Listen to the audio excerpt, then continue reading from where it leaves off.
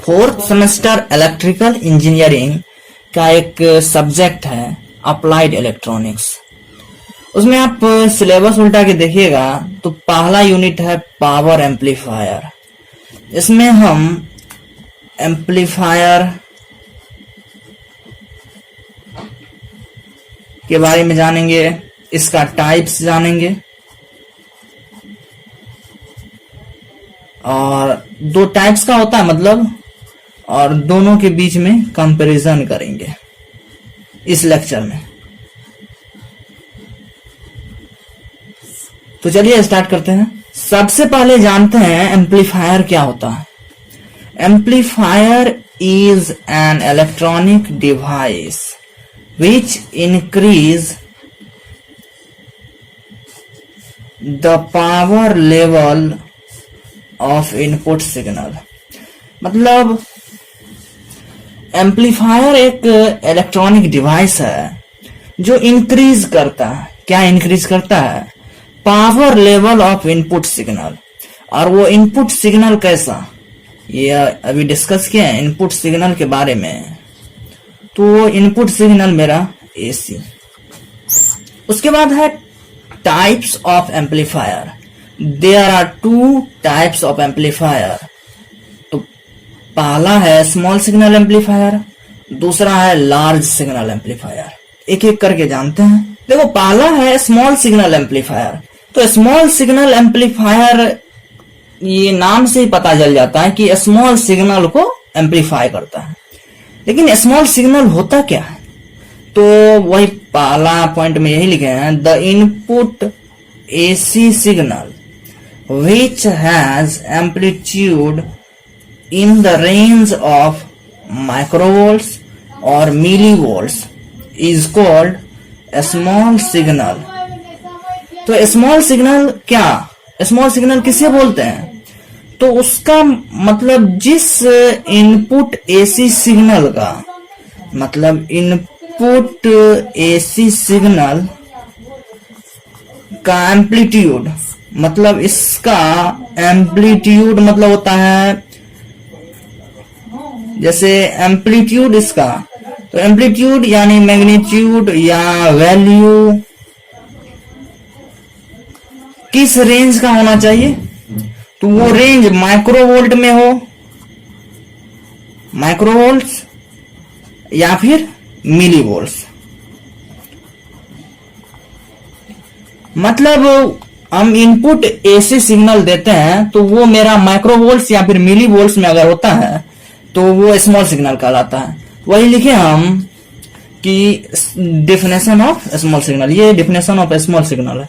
अब दूसरा पॉइंट में हम जानते हैं स्मॉल सिग्नल एम्पलीफायर होता क्या है। तो the amplifier which handle small signal called small signal amplifier. मतलब स्मॉल सिग्नल को हैंडल करता है। हैंडल करने का मतलब नियंत्रित करता है। क्या मतलब मिलीवोल्ट या फिर माइक्रोवोल्ट के रेंज में, यानी स्मॉल सिग्नल हम देते हैं इनपुट साइड में तो उसको एम्पलीफाई कर देता है। वो करने का काम जो एम्पलीफायर करता है उसे बोलते हैं स्मॉल सिग्नल एम्पलीफायर। तीसरा पॉइंट में बोला गया है कि small signal amplifier is also known as voltage amplifier. Small signal amplifier को वोल्टेज एम्पलीफायर भी कहते हैं। नेक्स्ट पॉइंट है small signal amplifier works in linear region of output characteristics of transistor. Small signal amplifier linear region पर काम करता है, linear region में काम करता है। और किसके लीनियर रीजन में? तो आउटपुट कैरेक्टरिस्टिक्स का लीनियर रीजन। किसका आउटपुट कैरेक्टरिस्टिक्स? तो ट्रांजिस्टर का। ये आगे देखेंगे कैसे होता है। अब नेक्स्ट पॉइंट है small signal amplifier used for low distortion. इसको ये भी बोल सकते हैं कि small signal amplifier produce low distortion, ये भी बोल सकते हैं प्रोड्यूस लो डिस्टॉर्शन, ठीक। या फिर यही बोल सकते हैं small signal amplifier used for low distortion, या फिर small signal amplifier produce low distortion, ठीक। नेक्स्ट पॉइंट है small signal amplifier is analysed by H parameter. मतलब ये एच पैरामीटर के द्वारा एनालाइज्ड होता है। नेक्स्ट पॉइंट है voltage amplifier generally used eight input side. मतलब इनपुट साइड में हम वोल्टेज एम्पलीफायर को लगाते हैं। वोल्टेज एम्पलीफायर कहने का मतलब small signal amplifier. Small signal amplifier को इनपुट साइड में लगाते हैं। किसके इनपुट साइड? कोई भी सर्किट है उसके इनपुट साइड में, ठीक। अब दूसरा एम्पलीफायर का नाम आता है लार्ज सिग्नल एम्पलीफायर। तो इसमें भी हम ठीक उसी तरह से स्मॉल सिग्नल एम्पलीफायर से जैसे पॉइंट लिखे थे वैसे ही जानेंगे कि पहले लार्ज सिग्नल क्या होता है। तो चलिए देखो लार्ज सिग्नल क्या है। The input AC signal which has amplitude in the range of volts. मतलब एम्पलीट्यूड जो है उसका वोल्ट्स में है, वोल्ट्स में है, और उसका रेंज भी कितना? 1 से 3 वोल्ट, ठीक। ये माइनस नहीं है, ये 2 यहां बोल दीजिए, 1 2 3, ठीक, वोल्ट्स में है। उसको लार्ज सिग्नल बोलते हैं। अब लार्ज सिग्नल एम्पलीफायर क्या है? The amplifier which handle large signal called large signal amplifier. मतलब लार्ज सिग्नल को जो नियंत्रित करता है, हैंडल करता है, उसे हम लार्ज सिग्नल एम्पलीफायर बोलते हैं। अब हैंडल मतलब या फिर नियंत्रित करना मतलब क्या होता है? जैसे लार्ज सिग्नल को हम large signal input AC signal देंगे वहां लार्ज, उसको एम्पलीफाई वो करेगा, तो एम्पलीफाई करेगा, तो लार्ज सिग्नल को एम्पलीफाई कर रहा है, तो इसीलिए उसको बोलते हैं लार्ज सिग्नल एम्पलीफायर, ठीक। नेक्स्ट पॉइंट है it is also known as power amplifier. इसे पावर एम्पलीफायर भी कहते हैं। अब नेक्स्ट पॉइंट है it works in non linear region of output characteristics of transistor. मतलब ट्रांजिस्टर के आउटपुट कैरेक्टरिस्टिक्स के नॉन लीनियर रीजन में ये काम करता है, ठीक। नेक्स्ट पॉइंट है it is analysed by graphical method, ठीक। मतलब इसको जो है ना एनालाइज्ड करते हैं ग्राफिकल मेथड के द्वारा। देखो नेक्स्ट पॉइंट है it produce more distortion compare to small signal. यहां पर हम लिखे हैं कंपेयर। कंपेयर मतलब होता है तुलना। मतलब जब स्मॉल सिग्नल एम्पलीफायर से इसकी तुलना करते हैं तो हम देखते हैं कि डिस्टॉर्शन ये अधिक प्रोड्यूस कर रहा है, ठीक। अब नेक्स्ट पॉइंट है power amplifier generally used eight output side. मतलब पावर एम्पलीफायर को जनरली सामान्यतः आउटपुट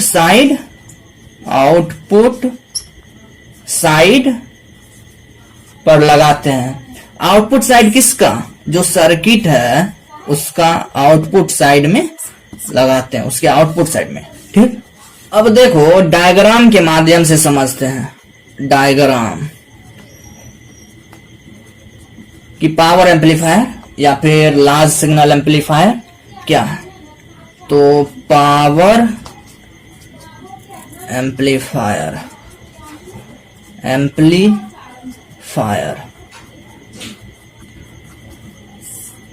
सपोज करो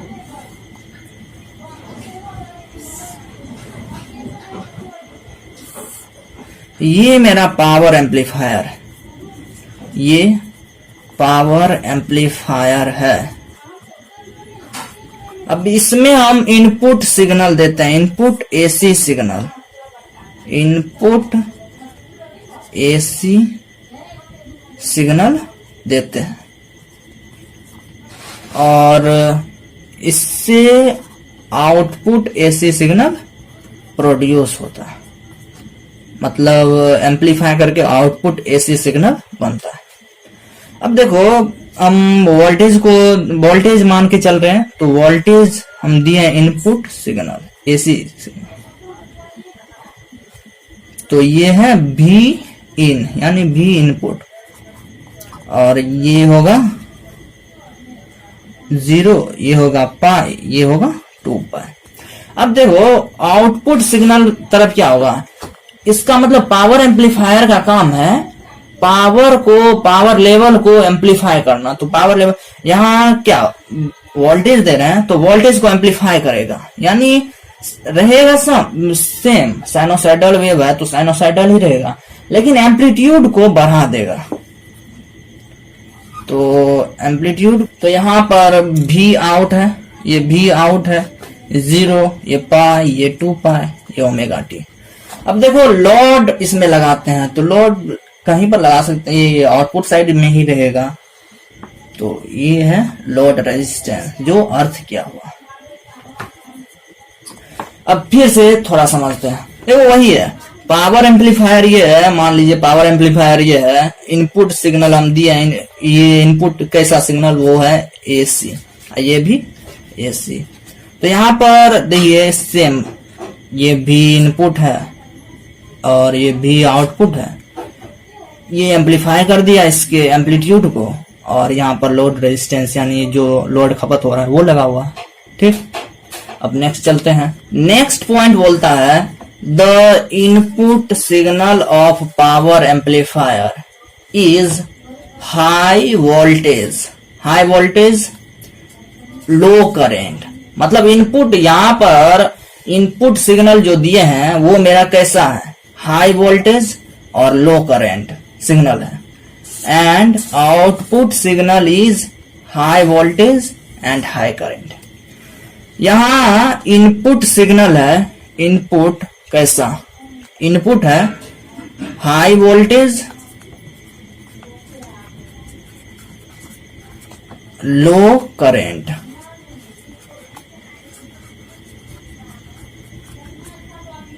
हाई वोल्टेज लो करंट, और आउटपुट कैसा है,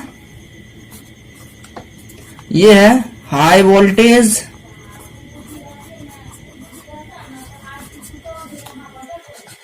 हाई करंट।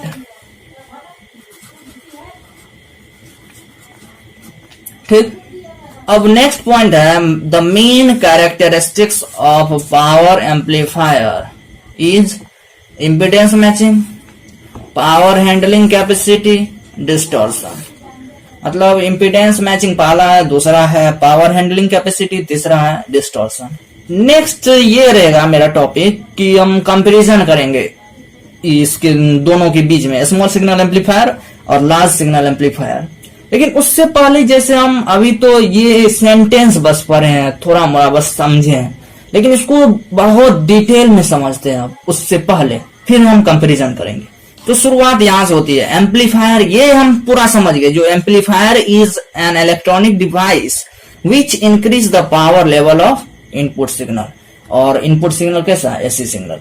तो इनपुट सिग्नल को मतलब इनपुट सिग्नल के पावर लेवल को इंक्रीज करता है, एक ऐसा इलेक्ट्रॉनिक डिवाइस है।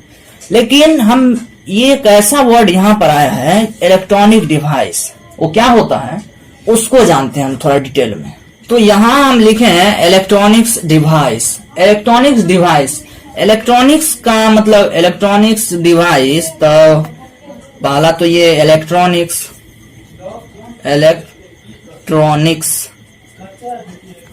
और दूसरा है डिवाइस, मतलब इलेक्ट्रॉनिक्स डिवाइस। एक एक करके जानते हैं इलेक्ट्रॉनिक्स क्या होता है, उसके बाद इलेक्ट्रॉनिक्स डिवाइस क्या होता है वो जानेंगे। तो पहले जानते हैं इलेक्ट्रॉनिक्स क्या होता है। It is the study of how to control the flow of electron.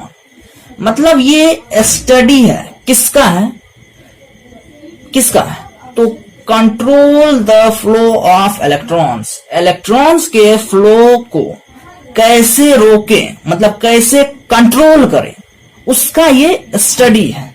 ठीक, it deals with the circuit made up of components that control the flow of electricity। यानी it deals with the circuit, मतलब ये deals करता है circuit के साथ। कैसे circuit के साथ, मेड अप ऑफ कंपोनेंट, जो कंपोनेंट का बना होता है।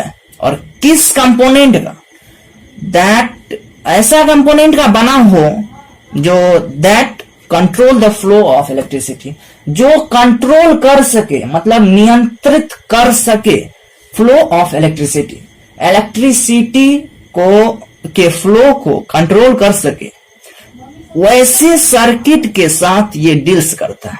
ठीक, अब देखो जैसे इलेक्ट्रॉनिक्स ब्रांच का कोई भी बोलेगा अगर इलेक्ट्रिकल को कि कौन बड़ा, तो उसको बोल देना जो भाई तेरा पार्ट जो है ना, तेरा ब्रांच जो है ना इलेक्ट्रॉनिक्स, वो इलेक्ट्रिकल का ही पार्ट है, तब तो समझेगा। It is the part of physics and electrical engineering. ये पार्ट है किसका? फिजिक्स और इलेक्ट्रिकल इंजीनियरिंग का। ठीक है, जैसे वहां पर हम डिस्कस किए थे अभी कुछ देर, जैसे यहां हम बोले हैं control the flow of electricity, मतलब इलेक्ट्रिसिटी के फ्लो को कंट्रोल करता है। तो हम कुछ डिवाइस का नाम बोले हैं यहाँ, electrical components like transistor, diode and relays can act as switches. मतलब ये डिवाइस जो है, ये कंपोनेंट्स जो है, ये एक्ट एज स्विचेज, मतलब स्विच की तरह एक्ट कर सकता है। These are called control system. और क्यों कंट्रोल सिस्टम कहते हैं? क्योंकि ये स्विच की तरह एक्ट कर रहा है, तो कंट्रोल करेगा तभी ना। तो कंट्रोल किस थ्रू कर रहा है? तो ऑन और ऑफ के थ्रू कंट्रोल कर रहा है, तो इसीलिए इसे कंट्रोल सिस्टम कहते हैं। तो अब कोई पूछेगा फादर ऑफ इलेक्ट्रॉनिक्स कौन है? तो father of electronics is John Ambrose Fleming. यहां पर लिखे हैं एम्ब्रोस, AMBROS, इन मत समझ लेना। तो जॉन एम्ब्रोस फ्लेमिंग। यहां तक कुछ हम इलेक्ट्रॉनिक्स के बारे में बोले हैं, लिखाए हैं। अब इलेक्ट्रॉनिक्स डिवाइस क्या होता है वो जानते हैं। तो इलेक्ट्रॉनिक्स डिवाइस क्या होता है? दीज आर कंपोनेंट्स, ये कंपोनेंट्स है। किस लिए है? तो for controlling the flow of electrical currents, मतलब विद्युत धारा के फ्लो को कंट्रोल करने के लिए है, नियंत्रित करने के लिए है। किस पर्पस के लिए? तो for the purpose of information processing, मतलब इंफॉर्मेशन प्रोसेसिंग के पर्पस के लिए। ठीक, एंड सिस्टम कंट्रोल, अभी उसके बारे में डिस्कस किए हैं सिस्टम कंट्रोल के बारे में। तो फिर से एक बार देखते हैं। These are components for controlling the flow of electrical currents for the purpose of information processing and system control. System control और इंफॉर्मेशन प्रोसेसिंग के पर्पस के लिए विद्युत के फ्लो को कंट्रोल करने वाले कंपोनेंट्स को इलेक्ट्रॉनिक्स डिवाइस कहते हैं। ठीक, अब कुछ एग्जाम्पल लिए हैं, transistor, diodes, phone, laptop, etc.. बहुत एग्जाम्पल है इलेक्ट्रॉनिक्स डिवाइस का। अब नेक्स्ट पॉइंट में है दीज आर यूजुअली स्मॉल। ये उपयोग मतलब जब हम करते हैं तो ये स्मॉल होता है, छोटा आकार का, छोटा होता है। ठीक, अब क्वेश्चन ये भी उठ सकता है कि पूरे विश्व में सबसे अधिक यूज करने वाला, मतलब उपयोग होने वाला, उपयोग में किए जाने वाला इलेक्ट्रॉनिक्स डिवाइस कौन है? तो यहां लिखे हैं most used electronics device in world,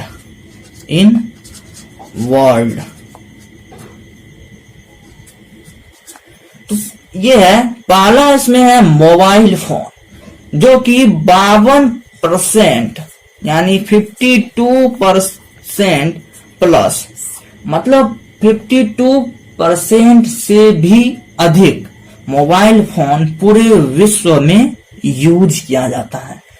ऐसा इलेक्ट्रॉनिक्स डिवाइस है। ठीक, अब दूसरा में आता है लैपटॉप, जो अप्रोक्सीमेट 43% यूज करते हैं। ठीक, अब चलते हैं नेक्स्ट स्मॉल सिग्नल एम्पलीफायर पर। तो ये सेंटेंस हम समझ लिए, फर्स्ट सेंटेंस। दूसरा भी समझ लिए, सेकेंड सेंटेंस। तीसरा में बोलता है small signal amplifier is also known as voltage amplifier, मतलब वोल्टेज एम्पलीफायर के नाम से भी स्मॉल सिग्नल एम्पलीफायर को जानते हैं। तो क्यों जानते हैं, क्यों बोलते हैं इसको वोल्टेज एम्पलीफायर? यहां लिखे हम small signal amplifier, voltage amplifier क्यों बोलते हैं? रीजन देखो, रीजन पहला तो ये कि because it does not produce large amount of power at output. मतलब आउटपुट साइड जो है लार्ज अमाउंट ऑफ पावर ये प्रोड्यूस नहीं करता है। तो क्या मतलब? लो पावर प्रोड्यूस करता है, ठीक। इससे लेकिन ये कंफर्म नहीं होता कि इसके कारण ही इसको वोल्टेज एम्पलीफायर बोलते हैं। लेकिन देखिए अब डिफिनेशन पर जाते हैं। तो वोल्टेज एम्पलीफायर मतलब क्या? इस वर्ड से क्या पता चल रहा है कि ये एम्पलीफाई करता है, वोल्टेज एम्पलीफायर एम्पलीफाई करता है वोल्टेज लेवल को। तो यही हम लिखे हैं इंक्रीज द वोल्टेज लेवल। और स्मॉल सिग्नल एम्पलीफायर का भी तुरंत डिफिनेशन पढ़े हैं। यूजुअली मतलब एक सेंटेंस बना के कहते हैं, usually convert a small input voltage into large output voltage signal. यानी स्मॉल इनपुट वोल्टेज को ये एम्पलीफाई करके, इंक्रीज करके, बढ़ा करके लार्ज आउटपुट वोल्टेज सिग्नल में कन्वर्ट कर देता। तो देखो ये भी वोल्टेज को बढ़ा रहा है और ये भी वोल्टेज को बढ़ा रहा है। इस कारण से इसको वोल्टेज एम्पलीफायर कहते हैं, ठीक। अब यहां है small signal amplifier works in linear region of output characteristics of transistor. मतलब ट्रांजिस्टर के आउटपुट कैरेक्टरिस्टिक्स के लीनियर रीजन में ये काम करता है। तो ये क्या होता है? यहां से लेकर यहां तक क्या होता है? मतलब linear region of output characteristics of transistor क्या होता है वो जानते हैं। तो यहां लिखे हैं linear region of output characteristics of transistor. तो सबसे पहले जानते हैं लीनियर रीजन क्या होता है। तो linear region is a part of active region of a transistor. मतलब एक ट्रांजिस्टर का एक्टिव रीजन का ये पार्ट है। तो एक्टिव रीजन क्या होता है? यहाँ एक ऐसा वर्ड है एक्टिव रीजन, उसके बारे में जानते हैं। अब नेक्स्ट पॉइंट में लिखे हैं ये कर्व मतलब V आउट वर्सेस V इन, यानी आउटपुट वोल्टेज और इनपुट वोल्टेज के बीच में कर्व बनता है। यहाँ नेक्स्ट में लिखे हैं V out is linearly dependent on the input voltage V इन। मतलब अगर ग्राफ बनाएंगे V आउट ये है, मान लीजिए V इन ये है, तो जैसे जैसे मेरा V इन है वैसे वैसे V आउट भी, यानी V out is linearly depend करता है V इन पर। तो V इन बढ़ेगा तो V आउट भी बढ़ेगा, तो ग्राफ लीनियर, ठीक। देखो नेक्स्ट पॉइंट है voltage amplifier generally used eight input side. Input side ये देखो समझ तो गए हैं, लेकिन फिर से हम समझते हैं इनपुट साइड में क्यों। क्योंकि इनपुट साइड में जो हम सप्लाई दे रहे हैं या फिर इनपुट साइड का रेंज वो लो होता है, और वोल्टेज एम्पलीफायर इनपुट साइड से एम्पलीफाई करके भी, अगर हम वोल्टेज एम्पलीफायर या फिर पावर एम्पलीफायर दोनों को सर्किट में ऐड करते हैं, कनेक्ट करते हैं, तो उस केस में हम कंपैरिजन करते हैं, और कंपैरिजन करके हमको ये मिलता है, ये डिस्क्राइब होता है आफ्टर कंपैरिजन कि वोल्टेज एम्पलीफायर से कहीं ज्यादा पावर एम्पलीफायर में आउटपुट सिग्नल होता है। तो लेकिन एम्पलीफायर क्या करता है? मतलब छोटा को बड़ा करता है। तो छोटा यहां पर कौन है? वोल्टेज एम्पलीफायर, और बड़ा यहां पर कौन है? Power amplifier. तो इनपुट साइड में कौन होगा? वोल्टेज एम्पलीफायर, आउटपुट साइड में तो पावर एम्पलीफायर, इसलिए करते हैं। ये क्लियर है? अब देखो लार्ज सिग्नल एम्पलीफायर में पहला सेंटेंस हम समझ गए, दूसरा भी समझ गए, तीसरा में it is also known as power amplifier. Large signal amplifier को पावर एम्पलीफायर क्यों कहते हैं? क्योंकि देखो it produce large amount of power. इसका मेन कारण ही यही है। उसमें जैसे वोल्टेज एम्पलीफायर में ये बोले थे कि लो पावर प्रोड्यूस करता है, मतलब large amount, it does not produce large amount of power. It produce large amount of power, तो इसका ये कारण है, लेकिन वहां नहीं बन रहा था सुटेबल कि नहीं करता है इसीलिए वोल्टेज एम्पलीफायर बोलते हैं, ऐसा नहीं। तो वहां हम वोल्टेज डिफिनेशन, वोल्टेज एम्पलीफायर को डिफाइन किए थे, उस आधार पर हम बोले थे कि वोल्टेज एम्पलीफायर उसको कहते हैं। लेकिन यहाँ पावर एम्पलीफायर जैसे लार्ज अमाउंट ऑफ पावर ये प्रोड्यूस करता है, इसलिए इसको पावर एम्पलीफायर कहते हैं। ठीक, अब नेक्स्ट है it works in non linear region of output characteristics of transistor, मतलब ट्रांजिस्टर के आउटपुट कैरेक्टरिस्टिक्स के नॉन लीनियर रीजन। तो हम कुछ डिवाइस का नाम बोलते हैं जो नॉन लीनियर रीजन में काम करता है। तो उसका एग्जांपल है नॉन लीनियर रीजन में काम करने वाले डिवाइस का, तो वो है ट्रांजिस्टर,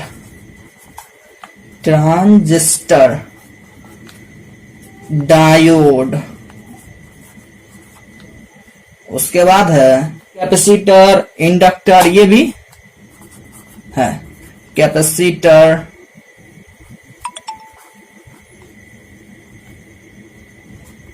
इंडक्टर, ये कौन सा है, तो नॉन लीनियर रीजन में काम करने वाला है। उसके बाद है it is analysed by graphical method. तो ग्राफिकल मेथड क्या होता है उसके बारे में हम लोग जानते हैं। यहाँ है ग्राफिकल मेथड, लिखे हम VC एंड IC यानी कलेक्टर वोल्टेज और collector current found graphically in terms of maximum and minimum, यहाँ VCE कर दीजिए, minimum value of output voltage and current, मतलब आउटपुट वोल्टेज और करेंट के मैक्सिमम और मिनिमम वैल्यू पर या फिर इसके टर्म्स में, तो ग्राफिकली हम फाउंड करते हैं इसको। ठीक, वो ग्राफ हम बना करके दिखाते हैं तो उससे क्लियर हो जाएगा। जैसे यहां तक हम ग्राफ पहले भी बनाए थे,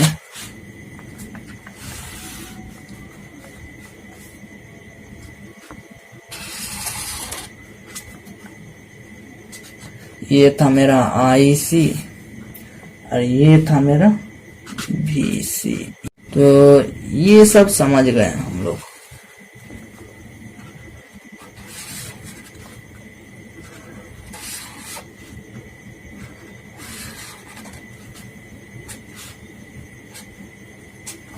ठीक है, इसमें कुछ जैसे एक लाइन खींच लेंगे, जैसे यहां लाइन खींच लेते हैं।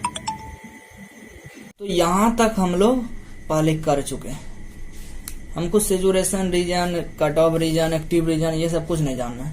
एक पॉइंट ये ले लेते हैं, इसको मान लेते हैं Q, इसको मान लेते हैं Q1, इसको मान लेते हैं Q2।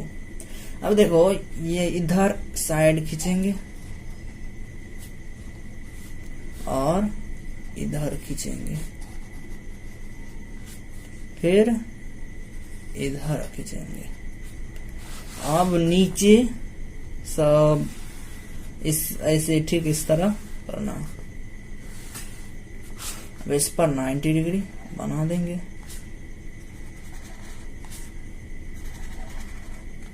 देखो अप्लाई करते हैं हम लोग बेस करंट, तो बेस करंट इस साइड अप्लाई किया जाता है। बेस करंट हम लोग अप्लाई करते हैं, ये 0, ये पाई, ये 2 पाई। ठीक है, तो यहां पर IB करंट हम लोग अप्लाई किए हैं और इधर जो निकलेगा मेरा VCE और इधर जो निकलेगा मेरा वो है IC। तो इसका वैल्यू निकालते हैं हम लोग, और इसका वैल्यू इससे ये हो गया। अब देखो इस ग्राफ से पता चलता है कि यहाँ VCE का वैल्यू ठीक है जितना यहाँ है इतना, और इस साइड कितना है, ये मैक्सिमम, इस साइड मैक्सिमम, इस साइड मिनिमम। अब ये जो मान लीजिए वो है I मैक्सिमम यहाँ पर, ये आई, ये भी मैक्सिमम। और ये समझ गए, मतलब आई भी अप्लाई करते हैं तो BC यहां निकलेगा और IC यहां निकलेगा। अब यहाँ एक पॉइंट है, ये आई मैक्सिमम, और इस पॉइंट पर आई मैक्सिमम कब होगा, करेंट मैक्सिमम कब होगा, ये मैक्सिमम यहाँ कब होगा, जब VCE को 0 कर देते हैं और इसका वैल्यू होता है VCC अपॉन RC या फिर RL, RC या फिर RL, लोड करेंट। ठीक है, ये देखो यहां तक हम ये समझ गए हैं। और अब कोई बोलेगा कि ये किस एम्पलीफायर का ग्राफ है, तो ये सीरीज फेड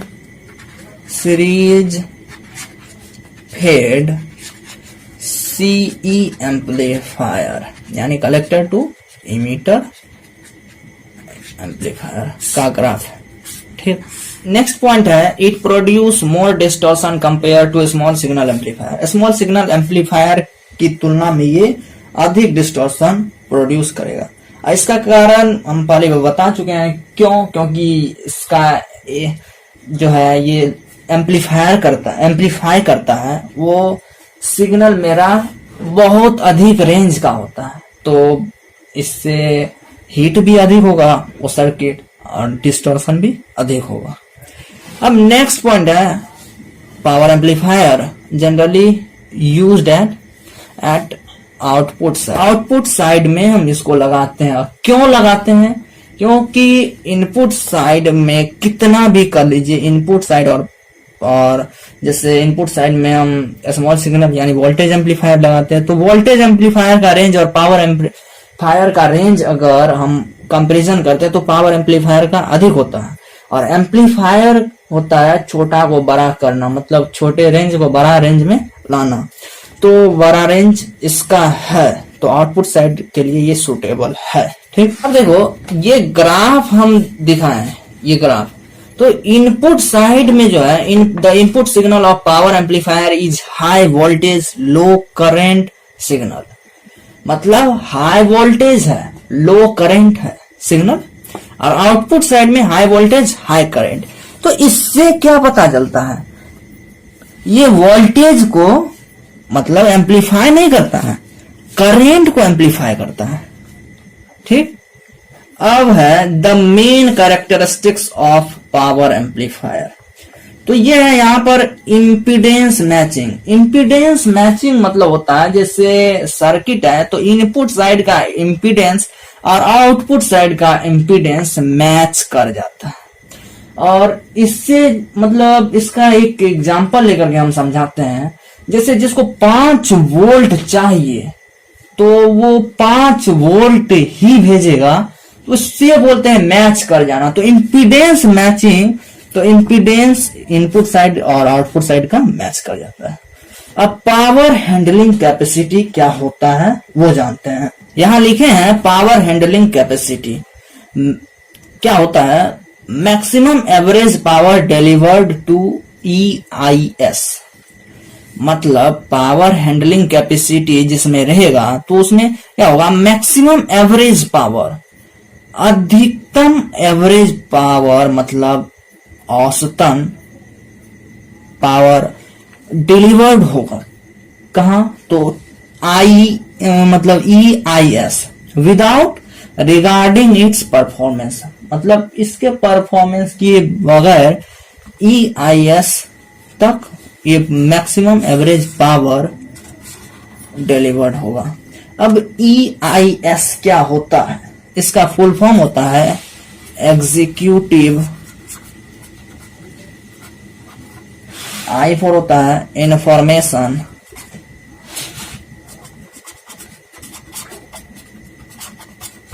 ये S फॉर होता है सिस्टम, तो कार्यकारी सूचना प्रणाली। अब देखो फिर से इसको समझते हैं। पावर हैंडलिंग कैपेसिटी का मतलब ये हुआ कि मैक्सिमम एवरेज पावर डिलीवर्ड होगा, मतलब वो सर्किट एग्जीक्यूटिव इंफॉर्मेशन सिस्टम कहने का मतलब EIS, वो सर्किट में ही है। तो कार्यकारी सूचना मतलब इंफॉर्मेशन, वो हम एक बोले थे कि इंफॉर्मेशन प्रोसेसिंग, तो ये इंफॉर्मेशन सिस्टम जैसे सूचना प्रणाली ये कार्यरत होगा तब मैक्सिमम पावर डिलीवर्ड होगा। जब कार्यरत में होगा तो वो मैक्सिमम पावर डिलीवर्ड करता है विदाउट रिगार्डिंग इट्स परफॉर्मेंस, मतलब इसके परफॉर्मेंस के बिना। ठीक, देखो नेक्स्ट पॉइंट है डिस्टॉर्शन। तो डिस्टॉर्शन ये मेन कैरेक्टरिस्टिक्स है, लेकिन अब डिस्टॉर्शन के बारे में तो हम जान गए कि इसका अधिक होता है। ठीक, ये हम जान चुके हैं। अब नेक्स्ट पर चलते हैं। देखो नेक्स्ट टॉपिक है comparison between small signal amplifier and large signal amplifier.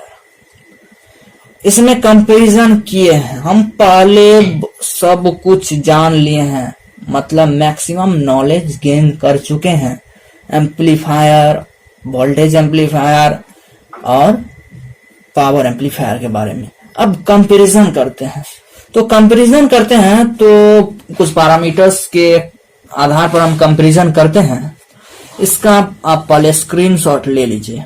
Transistor gain, तो ट्रांजिस्टर गेन इसका है होता है मतलब 50 के इधर उधर रहता है, और लार्ज सिग्नल एम्पलीफायर का ट्रांजिस्टर गेन लो होता है। कितना? वो 5 to 20 यानी 5 to 20।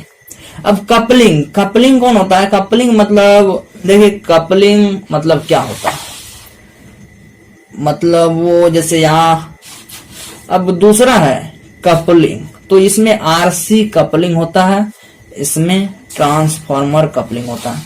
RC coupling, transformer coupling.